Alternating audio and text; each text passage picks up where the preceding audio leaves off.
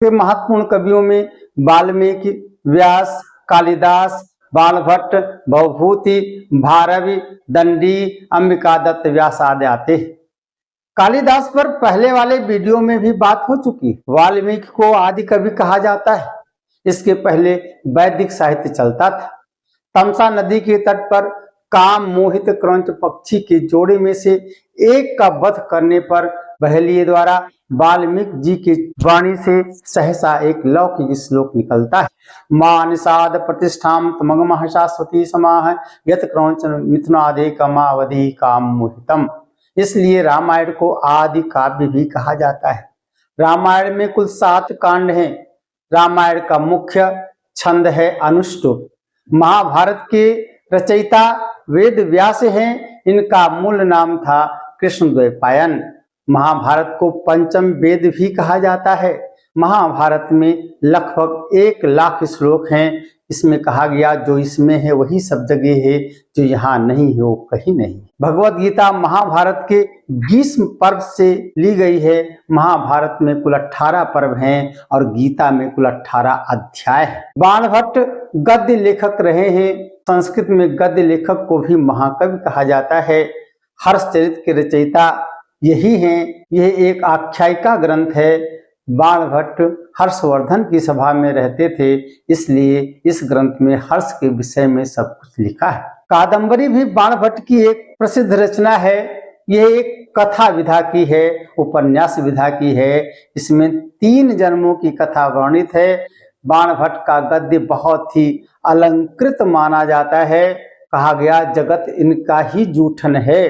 भवभूति का वास्तविक नाम श्रीकंठ था। इन्होंने 3 नाटक लिखे, उत्तर रामचरितम, महावीर चरितम, मालती माधवम।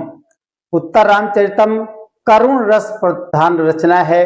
करुण रस की विशेषता है, विशेषकर 3रा अंक। यहाँ करुण रस का पूर्ण परिपाक दिखाई पड़ता है। किरातार्जुनीयम के रचयिता है महाकवि भारवी। इसमें कुल 18 सर्ग हैं। भारवी अर्थ गौरव के लिए प्रसिद्ध हैं। इसमें अर्जुन के द्वारा पशुपत अस्त्र की प्राप्ति का उल्लेख है। तिया है उपमा कालिदासस्य भारवे अर्थ गौरवम दंडिनः पद लालित्यम माघे संति त्रयो गुणाः। गद्य रचना 10 कुमार चरित के रचयिता हैं दंडी। इन्होंने काव्य लक्षण वाला ग्रंथ काव्यादर्श भी लिखा है। दंडी पद लालित्य के लिए प्रसिद्ध है। महाकवि भास ने 13 नाटक लिखे हैं, जिनमें स्वप्नवासो दत्तम, प्रतिमा नाटकम, अभिमारक प्रमुख है। गद्य रचना शिवराज विजय को लिखा है अंबिका दत्त व्यास जी ने। काव्य प्रकाश मम्मट की रचना है। इसमें काव्य लक्षण है। काव्यादर्श दंडी की रचना है। रस गंगाधर पंडित राज जगन्नाथ की रचना है। इसमें काव्य का सुंदर सा लक्षण दिया गया है। रमणीयाथ प्रतिपादक शब्द काव्यम। रमणीय अर्थ को देने वाला शब्द ही काव्य है। साहित्य दर्पण पुस्तक लिखा है विश्वनाथ जी ने। इनके मत में काव्य का लक्षण है रसात्मकम वाक्यम काव्यम। रस से सराबोर वाक्य को काव्य कहते हैं। ध्वन्यालोक आनंद वर्धन की रचना है। इनके मत में काव्य का लक्षण है काव्यस्य आत्मा ध्वनि ही। ध्वनि ही काव्य की आत्मा है। नाट्य शास्त्र भरत मुनि की रचना है। इसे पंचम वेद कहा जाता है।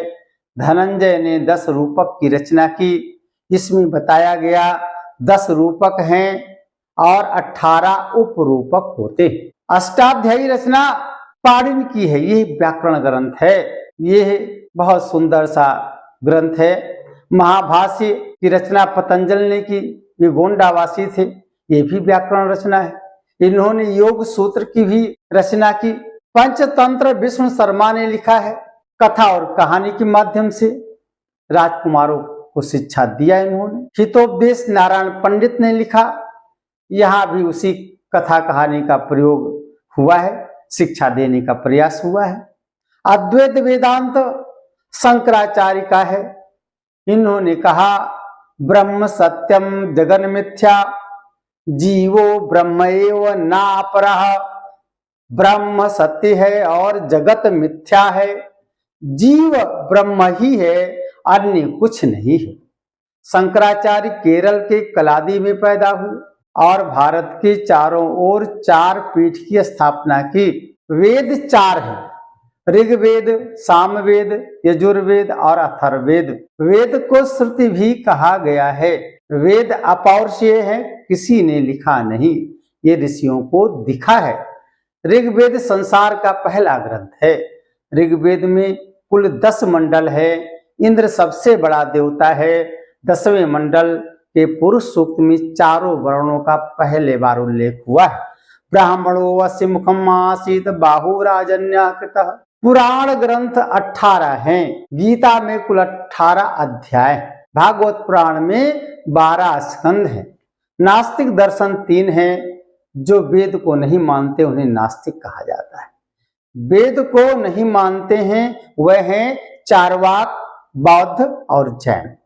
चार्वाक का सिद्धांत है जब तक जियो तब तक सुख से जियो, कर्ज लेकर घी पियो, मौज मस्ती करो, ईट ड्रिंक एंड बी मेरी, क्योंकि शरीर के जल जाने के बाद पुनः जन्म कैसे संभव है।